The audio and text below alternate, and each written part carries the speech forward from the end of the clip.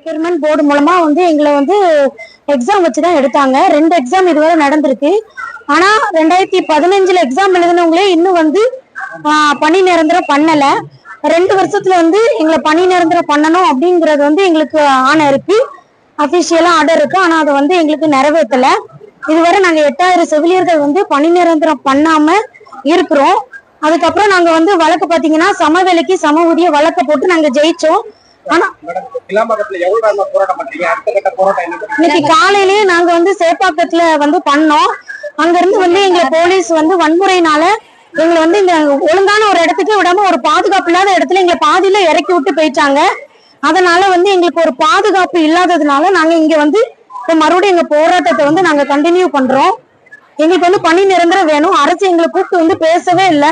எங்க கோரிக்கைகளையும் அவங்க இதுவரை செவி சாய்க்கவே இல்லை. அடுத்து இல்ல, ஊருக்கு நாங்க போகல. எங்களுக்கு கண்டிப்பா நீதி வேணும். சமவெளிக்கு சமூதியம் கொடுக்கறதையும் நிறைவேற்றல. அதேமே உச்ச நீதிமன்றத்தில் மேல்முறையீடு தான் பண்ணிருக்காங்க. 2 வருஷத்துல பணி நிரந்தரம் பண்ணணும், அதுவும் பண்ணல. மகப்பேறு விடுக்கும் கொடுக்கல. இந்த மாதிரி எங்களுக்கு பல பிரச்சனை. ஒரு 18,000 ரூபாயை வச்சு ஒரு குடும்பத்தை எப்படி ரன் பண்ண முடியும்? ஒரு பேசிக் சேலரியே எல்லாருக்கும் எவ்வளவு இருக்கும் போது உடனே இப்ப மத்த துறைகளை எடுத்த உடனே ரெகுலர் பண்றாங்க. செவிலியர்கள் உழைப்பை மட்டும் ஏன் சுரண்டாங்க? பல இடத்துல ஆரம்ப சுகாதார நிலையத்துல பார்மசி, லேப் இந்த மாதிரி நிறைய வேக்கண்ட் இருக்கு. எல்லாத்தையுமே எங்கதான் பார்க்க சொல்றாங்க.